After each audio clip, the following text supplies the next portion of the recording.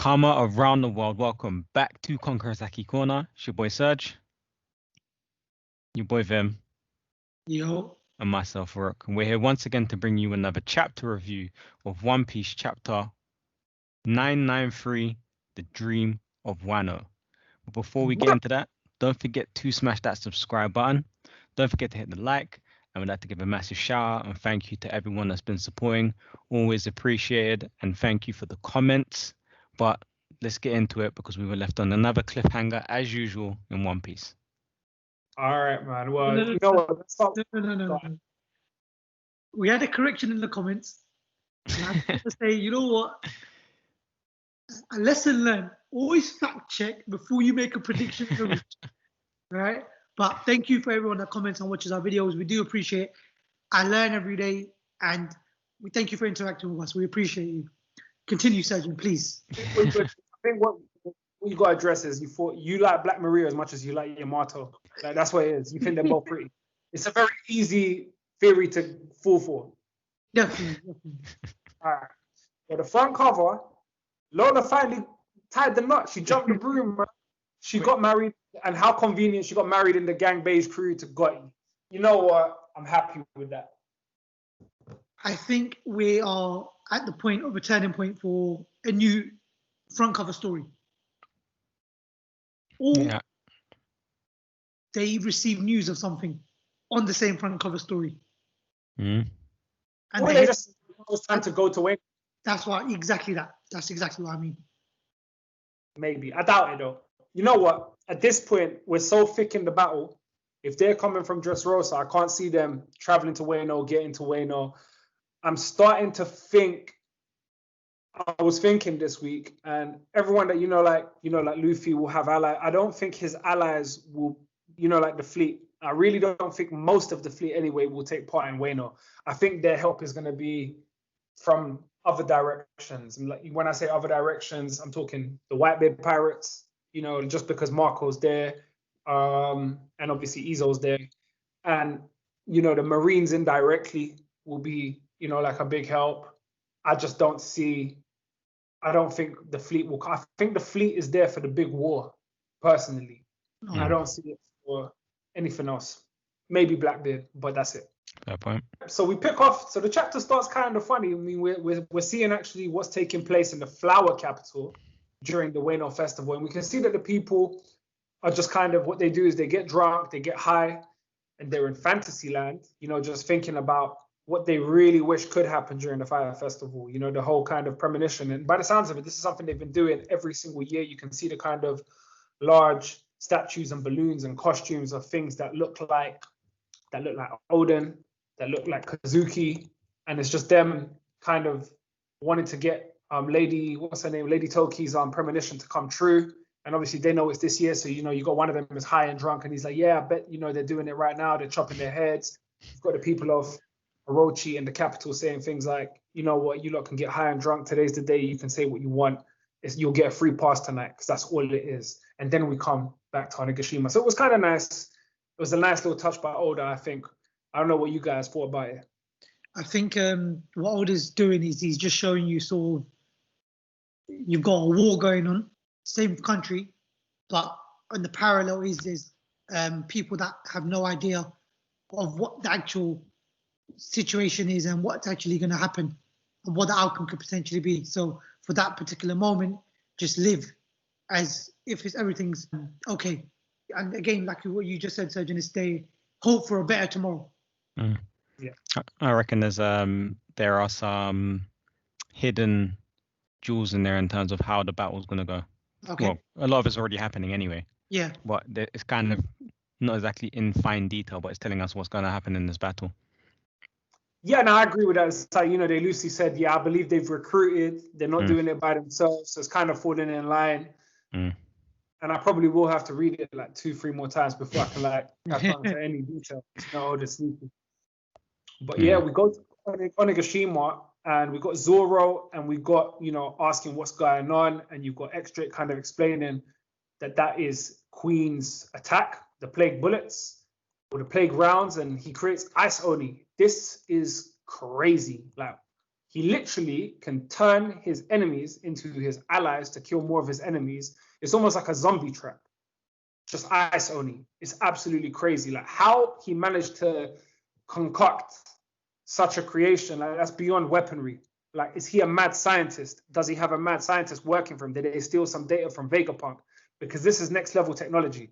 Is this technology from Wano? Is it from somewhere else? What is Queen's gift? Because this is mad. That's like, it can easily go over your head, but that is a hell of a weapon to have.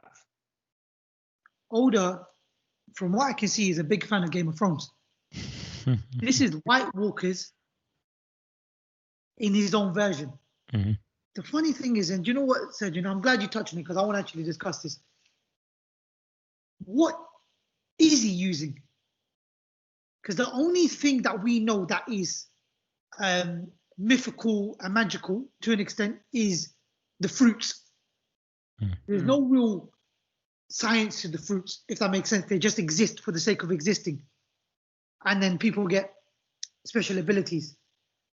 What they do is they recreate that from extracting the molecular, etc., from that fruit. But how has he created something to the point where he can change an individual to a different being? Yeah, for me, it just comes like if you watch movies like 28 Days Later or anything with zombies, you know, like a zombie bites you, you become a zombie as well. It's like the way, obviously, it's a plague, so another word for like infection. It's an infectious kind of bullet. But to actually specifically make them strong with it, do you understand? Like, it is a hell of a creation, and I really hope, because I'm not certain that they will, but that they expand on it, because it will be very, very interesting. And the reason why I also want them to expand on it, because Robin does look at Chopper and says they are being infected, so it's infectious. But is a weapon like this going to happen again in the future, even more powerful? You know, these are the kind of questions that are popping in my head from this, because like Queen has not been portrayed as a character that is like creative in the context of Caesar Clown, Vegapunk. Obviously, they did have Caesar Clown on a payroll at one point, so it'd be interesting if Caesar Clown has anything to do with these like ice only bullets. But it's crazy. He said something very clear, Queen. This is the shining jewel of my playground. So it's definitely more than one round. Yeah, so there's other ones. Yeah, crazy. Hope Oda clears that up for us. And then we jump on to Luffy running into Briscoe. So we got the Gorilla Smile Fruit user.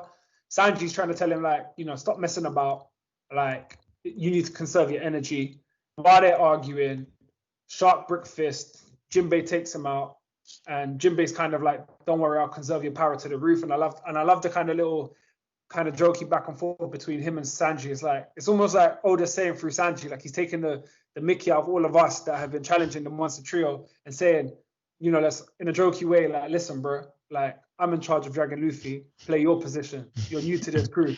Like, you definitely ain't the front three just yet, and you never will be as far as he's concerned. So I kind of look at it also as foreshadowing that Sanji might get hella crazy this arc. He's due.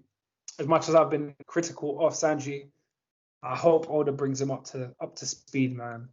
Oda's speaking through Jinbei. Oh, you are? Oh, sorry. Like, sorry, fans. Sanji's still there. Sorry, let him go. But he's also showing you Jinbei ain't no scrub. That was the one he quit. Light work for him. He's like, don't worry, you guys carry on. I'm gonna keep karateing everyone up. It's all good. Now, Jinbei's a monster. That's, I mean, like, we can't stress enough. It's almost insulting to try and rank him anywhere in the Straw Hat crew, because the last time we did see him fight anyone, like, he fought to a tie with Luffy, like, and I doubt he was going hard either. So at that point, God knows, Jinbei is probably even stronger. So yeah, Jinbei's a bad boy, and respect to him. There's going to be some good fights coming with him. We jump to, I think King had a friend called Bao Huang, and, you know, he's spying on where Momonosuke is, and we can see that King is quite the tactician. He's saying that, you know, he knows everything already. He's got his eyes and ears everywhere. He's already, like, made a kind of a head count, so he has an approximation. It's about 5,400 of them. You know, this is a rebellion to bring back the Kazuki. We need to take Momonosuke's head. We need to kill their spirit. You know, like, totally strategical and how fitting for someone that is second in command of the crew. He's the first mate of Kaido, if there is such a position, and he seems to be the brains. Like, he's the reason, because we all know Kaido's a bit too drunk most of the time. So King again is just a very, very bad boy. And as they go to attack him, we've got Sasaki's there. He's found them. He's attacked Shinobu. And then you got the Animal Kingdom Pirates Armored Division guys. So there's more. So clearly there's more that we haven't seen just yet. Like, God knows what the Beast Pirates have in their pocket. I mean, I thought it was all laid out. We had the Onowa Banshu, we had the headliners, we had the 6 Toby Roppo, the 3 All-Stars, and now this. So there's just so much. Well, it sounds like each of the headliners have a division similar, but we just haven't been introduced to all of them yet. Yeah, probably like pertaining to the devil fruit types, people that have a similar kind of, it's like tall people all bronze together. You're gonna be tall crew, or whatever, sumo crew, yo fat years, sumos, whatever. But boy, someone steps up to the plate, don't they? So we're gonna have a face-off with Sasaki and Yamato. So we'll see how that fight goes. We'll actually understand the levels, and I don't think Sasaki someone's gonna back down, regardless of who Yamato is. And you can see by the look on him. So you intend to interfere with this young master Yamato, but that's a bit more sinister than don't worry, like, oh, your dad's Kaido. Nope, you don't care. I get the impression that most of the All-Stars and Toby Roppo probably do not really rate Yamato like that. Yeah. It's like, if I put Yamato anywhere, clearly Yamato's stronger than most of Kaido's crew, like all the fodder, but the strength level of Yamato will be somewhere in the Toby Roppo range. So obviously that's why he's fighting one of the Toby Roppo. But it's just like, they don't rate him because it's like this. We're the gangsters. You ain't put in no work. Yeah. You're only here because you're Kaido's daughter, but you think you're his son. Like, nah, we're not having it. Like, now I've got my opportunity to put my hands on you because it's probably something I wanted to do for a very, very long time. So that's the impression in that kind of sinister look. Yeah. Now, the crazy part of the chapter, so we go to where we left off, and now we're at the end. So we're back on the Skull Dome at the top. And, we've got some gun talk coming from the scabbards. This fight ain't over until we sever his head, sever his windpipe, this and that. And Kaido gives us a little speech. I saw the visage of Kazuki Oden. I could have let you kill me with each throb of my scar. And then there's a flashback where Kazuki Oden is looking at Kaido and he's holding Momonosuke, and it looks like a young Kaido, like in that picture. I remember, but you people are not Oden. We will never see a monster samurai of his like again. It is too shallow. You don't even have enough power to open up my old scar. Now, there's a few things to discuss from this statement. So I want to leave the floor open. I'll let you guys start off. What do you think about Kaido's words there? What meaning do you find in these words? Let me take my glass off of this. In simple, my one was, there's going to be another samurai. Well, not from Kaido's words, but from what Oda might be sending a message as, is someone else is going to step up to the plate and demonstrate that to Kaido that there is another monster. And it's going to be one individual. The only person I can think of to fit that place is Zoro, to tell the truth. Yeah, I'm just going to piggyback your comment because that's what I would have said. The reason why specifically, when you say the word samurai, we are thinking of a swordsman, even though it can have a double meaning like warrior. Now, already it's kind of, so before anyone criticizes in the comments, I'm not saying Zoro is going to be the one to defeat Kaido, but Zoro is the first guy since Oden to wield Enma. And that I don't think happens by accident. I think we definitely, for me, what I took from this comment is at some point, Zoro is definitely going to participate in a fight against Kaido specifically, whether it's after he fights King, if he even fights King at all. I think I would like to see that first. And I expect him to do some damage. As in, someone has to open up that cut. I think that's Zoro. This is the funny thing, though. It's even if it's not the same wound. The reason this wound's so specific at the moment, boys, yeah, is it's a memento of Odin. So it's like Odin did this. Odin did this. So, and all of you are you're his retainers. So anything you can do to go for the same wound is all in memory of him. Whatever move Zoro does, whatever that slash will be the complete polar opposite. This wound is deep. This wound has hurt me. So it's gonna be sort of like you've gone from this is a scratch to I'm actually in pain. Yeah.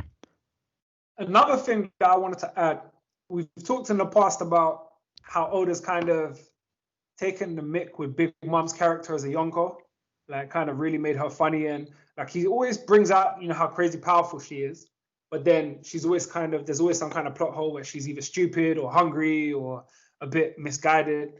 I would like to say, like in his own way, he's kind of, there's a expression of vulnerability in Kaido, because what I take from this, so when we went to the Odin flashback, I never at that time considered Odin to be stronger than Kaido. It was like an unfinished fight, and almost like Kaido wanted to fight him. But at the same time here, it's like he is very traumatized by the scar that Odin gave him. Odin didn't take him out, but he gave him a huge scar. And the fact that this trauma is actually making him vulnerable to people significantly weaker than Odin. We could say, oh yeah, but there's loads of them together and they know his technique and this and that. But we're talking about, I always want to just bring it back to a Yonko. Like, can you picture something like this happening to Big Mom? No, like you can't so far. So it's kind of, I think Oda's weakness in Kaido is his mental. Like there's something definitely, because it's like there's a double side to the coin with Kaido. It's like he was pitched as this indestructible force. When he did that suicide dive from the top of that cloud, the only thing he said is Whitebeard really did a number on me. And I think I don't know if that was competitiveness to Whitebeard's a bit actually achieving death, or was it to really kind of reminisce a time where Whitebeard beat him up, because Whitebeard was the strongest guy in the world. He's the strongest beast in the world. And, you know, by the sounds of it, you know, Whitebeard was a problem for anyone. But this is just another level. And we know Whitebeard was a bit stronger than Odin. We can see that he was, you know, on that level of Roger. But he's kind of left it open. Like, for me, I just sense a lot of vulnerability in Kaido. Obviously, after what happens, he kind of shows the levels here. But that was something else I took from just his dialogue about the scar that Odin gave him. Surgeon, we said it, I can't stop not repeating it. He's such a complex character, and Oda's done such a brilliant job creating him. And I think Oda's had fun with him, because he's someone so powerful. You can just sort of manipulate the way that how much issues he has as a mentally, how much issues he will never have physically, but he'll only have that moment of weakness mentally, mental weakness, that he'll have those issues. Going back to what you said, you know, when Odin attacked him and did this, Odin was strong. When you hurt someone's family, that strength hits the roof. There's no level of competitiveness to what you would do and how much power you'll throw into it. But you're going to try and kill. Simple as this, there is no other way into it. But that's what I think when Kaido's taken aback by such monstrous strength, he acknowledges it in a way where he reflects on him. Well, how did this happen? Just to add quickly, the only thing that I always say with that is, both times we're discussing, like, Kaido was cut when he was in his dragon form before, and obviously he's in his dragon form now, and we all kind of suspect that is not his strongest form. Because when he knocked out Odin, he was in his hybrid form, or in his kind of whatever he is form. So it's like, I don't know. Like, obviously that battle obviously scarred Kaido to the point where he killed the old, what's her name, Kurazumi witch. You know, he never had to finish business. He never got to that level. But yeah, it's just crazy. I'm glad you used the word scarred. Scarred him in many ways, not just the wound. He's stuck somewhere here in a path where he's like, he can't escape it. Yeah, I think another important point as well, Vim, you mentioned it, is that looking at the One Piece story, and we're speaking of Oda here, and his genius in writing, this is not a physical battle. This is a mental battle. So what I reckon will happen is that this is a prediction as well, is that Zoro will deal damage to Kaido, but then that's going to set Kaido off. And that, I think he might knock Zoro out of the picture. I know it sounds rude, but he'll knock him out of the picture, which will then push Luffy to go harder. But then I reckon that the Kurozumi are going to be part of the main reason for Kaido's downfall. Yeah, I can say, listen, Orochi's a snake. He's not out, like, for some reason, there's something about him that's not out of the picture. I don't kind of, quote unquote, see him completely knocking out Zoro, because I don't even see anyone purely killing Kaido one-on-one. It's literally going to be a multitude of attacks, like everyone taking in turns. It's almost like, I think where I agree with you is like kind of when they beat up Doflamingo, Luffy didn't beat Doflamingo until Lord did that. Forgot the name of the technique. Someone remind me in the comments below. You know, when he did that kind of surgery and messed him up from the inside. Like, it's going to be that kind of thing. But ultimately, like, I still stand by that whoever participates in Wano, or whoever is going to cause the problem for Kaido. Put it this way, Luffy's never killed no one. So it ain't going to be Luffy. Yeah, we all kind of accept that Kaido is going to die, so someone has to kill him. Like, in my dream world, what I would love is for Luffy to land the penultimate blow to kind of win the fight, but Luffy ain't the kind of guy to kill. And then my two candidates where I don't think neither one will do, so let me just say it, but the two kind of people that I would love to kill him was Zoro, like, one, because he'll do what Luffy won't do, i.e. Pirate King, Dark King, Rayleigh, Roger, whatever. But even more than that, I would like it if it was Kid, because Kid has always been the rival of Luffy, and Kid ain't afraid to take life. So I wouldn't mind if it's Kid that just actually kills him. But I suspect it's either going to be someone from the Marines, like an admiral or something, or more likely whoever's after his devil fruit, which would be if the theory of Blackbeard being after the third devil fruit is true. But then I don't think looking like a fat dragon will suit Blackbeard. Unless he gives it to devil fruits are enough. One is to absorb attacks, one is to attack. Enough, man. He's already bad enough, man. Well, you can always give it to a crew member. Yeah, that's true. So yeah, carrying on. We then see that he does what they call invisible slashes. So he throws something out his mouth, like he shoots it out after he tells them you cannot do it. And the first wounded soldier is Kiku, man. Kiku's lost. First of all, he's destroyed Kiku's sword. That's a lot of blood for One Piece, man. And left arm is gone. And then you see Kiku's face. So you got Kinemon and Izo both looking. They're both just like mortified. And, you know, like, if you just look at Kiku's eyes, Kiku's in a bad way. And what a way to end the chapter. I don't know what you guys thought about that. Kiku lost the arm to bad breath. Nah, I'm playing. No, no, you know what? I'm not saying that it's a good thing Kiku lost the arm, but this is what we needed to see. There needed to be much more gory violence. Oda, you've just introduced the White Walkers, the Walking Dead, zombies biting each other. Come on, you now need to get into the blood and guts into this situation. There's no stepping away from this chapter anymore. Bring us this violence. This is what we want to see.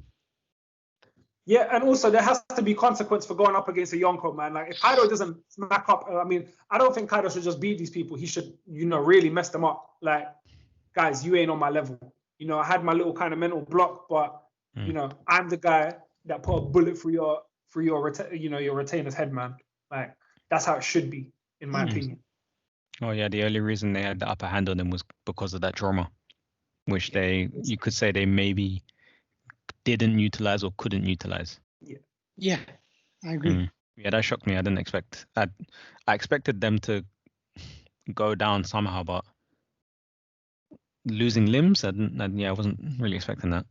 This is gonna shock them in a way where the battle is gonna change corners, because as much as they're feeling confident, this is the blow to their confidence. I think it makes them get emotional. Do you understand? Like where they kind of lose their heads. Because first of all, Izu's Kiku's brother.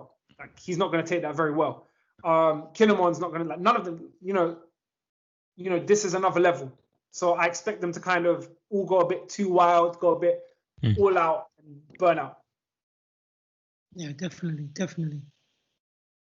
I think it might be time to bring in. I think Marco will get involved soon. Like whether it be Izo gets taken out after this. And what then do you guys think Marco is kind of doing at the moment? Like, you know, he's obviously here to help, but the fighting started. Like, he has another. Is he waiting for people to join the battle? This is what I'm saying. With like, will the remnants of the Whitebeard pirates make their way here now? Is he waiting for them? Has he called them here? Like, I don't see why he would just come by himself. If you know what I mean. he's definitely the he's planning something. Like he's the guy who's gonna mess with, I think, Kaido mentally. If anything, he's plotting something.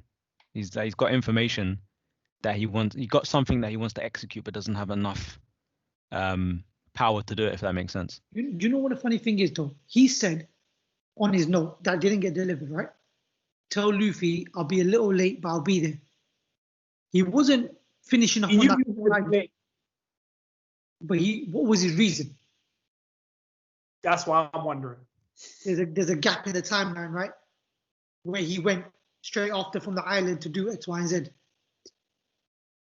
But then we need to remember as well that he proposed something to Paraspera as well. No, they did propose to work together to take out Kaido. And then as soon as he met Big Mom, he realized, I don't need to help you.